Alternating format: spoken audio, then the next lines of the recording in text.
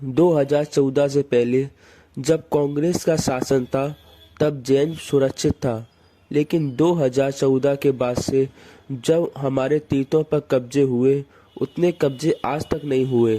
जो प्राचीन जैन धर्म की भावनाओं को ठेस पहुंचाने के लिए लगातार भारतीय जनता पार्टी कदम क्यों उठा रही है? क्या यह एक सोची समझी राजनीतिक साजिश के तहत हो रहा है? उदाहरण हमारे प्रदीप भाई ने दिया 2003 का जो एक बिल मोदी जी जब मुख्यमंत्री थे गुजरात में लाए थे। क्या भाजपा की गुजरात सरकार ने जैन तीर्थ स्थलों का जानबूझकर अपमान नहीं किया? और सबसे महत्वपूर्ण सवाल यह है कि क्या मोदी सरकार पारसनाथ पहाड़ियों और पवित्र शिखर जी को इको सेंसिटिव जोन घोषित करने और उसे पर्यटन स्थल में बदलने की अपनी अधिसूचना वापस लेगी? और अगर नहीं वापस लेते तो क्या यह भारतीय संविधान के आर्टिकल 25 की खुलेआम अवहेलना नहीं है? ये हमारे कुछ महत्वपूर्ण सवाल हैं मोदी सरकार से, जिसका नारा है सबका साथ सबका विकास, और चुन चुनकर विनाशकारी काम किए जा रहे हैं। कांग्रेस सरकार हमेशा से ही जैनों के साथ खड़ी है। कांग्रेस सरकार ने ही जैनों को अल्पसंख्यक का दर्जा दिया था। जब गुजरात में कांग्रेस की सरकार थी तब हमारा गिरनार सुरक्षित था, और कल जब सम्मेद शिखर पर विपत्ति आई थी तब भी कांग्रेस ने ही जैनों का साथ दिया था। अंदर लोग भोजन छोड़ के बैठे हैं, आमरण अनशन पे बैठे हैं। हमारे यहाँ आप लोग जानते हैं कि अधिकांश लोग रात्रि में पानी भी नहीं पीते। और जिस तरह से विश्व जैन संगठन के भाई संजय जैन लगातार जब दिल्ली में और उनके साथ मातृशक्ति भी आमरण अनशन पे थी, उस समय भी आकर एक खिलवाड़ करके इस सरकार ने बताया है कि वो जैन समाज के हितों के लिए जागरूक नहीं है। श्रीमती इंदिरा गांधी कहती थी, वो कहती थी इस देश का प्रत्येक व्यक्ति जैन है, और ये बात सिद्ध हुई। चाहे हमारे अल्पसंख्यक समुदाय के लोग हों, बहुसंख्यक समुदाय के लोग हों, और चाहे वो जनप्रतिनिधि हों, सभी ने सम्मेद शिखर की शाश्वत पवित्रता के लिए बात कही। इसलिए मैं कहता हूँ कि जैनों को भी राजनीति में उतरना चाहिए। आप अभी जिनको सुन रहे थे ये कांग्रेस के बड़े नेता हैं, जिनका नाम है प्रदीप जैन आदित्य।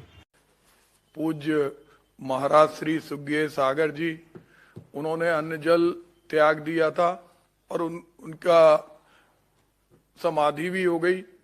लेकिन भारतीय जनता पार्टी के किसी भी नेता के द्वारा, माननीय प्रधानमंत्री के द्वारा इस पर कोई संज्ञान नहीं लिया गया। आज 2018 से हम चर्चा करें, ये संकट कब से शुरू हुआ। 2018 में झारखंड सरकार में भारतीय जनता पार्टी की सरकार थी। रघुवर दास उसके मुख्यमंत्री थे और केंद्र में भारतीय जनता पार्टी की सरकार थी। उस समय इनके मन में एक भावना आई कि इस पवित्र तीर्थ को कैसे हम षड्यंत्र रचकर आर्थिक स्रोत का आधार बनाएं। राज्य सरकार ने एक योजना पूरी बनाई और केंद्र सरकार ने 2 अगस्त 2019 को एक गजट नोटिफाइड किया। हम लोग जानते हैं कि जिस तरह हमारे मुस्लिम संप्रदाय में जो महत्व मक्का मदीना का है, क्रिश्चियन के लिए जो वेटिकन सिटी का है, हमारे हिंदू भाइयों के लिए जिस तरह गंगा माँ और पूरे चारों धामों का है, उसी तरह जैन संप्रदाय के लिए शिखर जी वंदनीय, पूजनीय और एक एक कण पवित्र है। जब इन्होंने 2 अगस्त 2019 को ये नोटिफाइड किया, उस समय इन्होंने जो 2018 का ड्राफ्ट था, एक जिम्मेदारी होती है किसी भी सरकार की कि अगर कोई भी गजट हो रहा, कोई भी नोटिफिकेशन हो रहा, तो संबंधित पक्षों से उसमें वार्ता की जाती है।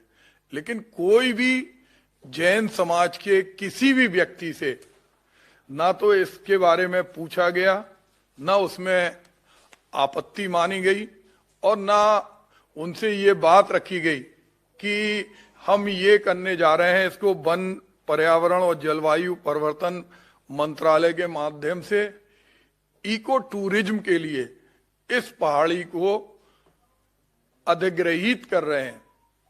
मैं जानना चाहता हूं कि ये सरकार, जिस सरकार को ये मालूम था, उनके मुख्यमंत्री हों, प्रधानमंत्री हों और देश के सभी की जैन समाज अति अल्पसंख्यक समुदाय है, इसको संविधान के माध्यम से और विशेष दर्जा मिला हुआ है अल्पसंख्यक का, उनसे क्यों नहीं पूछा गया? आपको शायद पता ना हो कि सम्मेद शिखर को बचाने के लिए मुनि सुग्गे सागर की समाधि हो गई थी।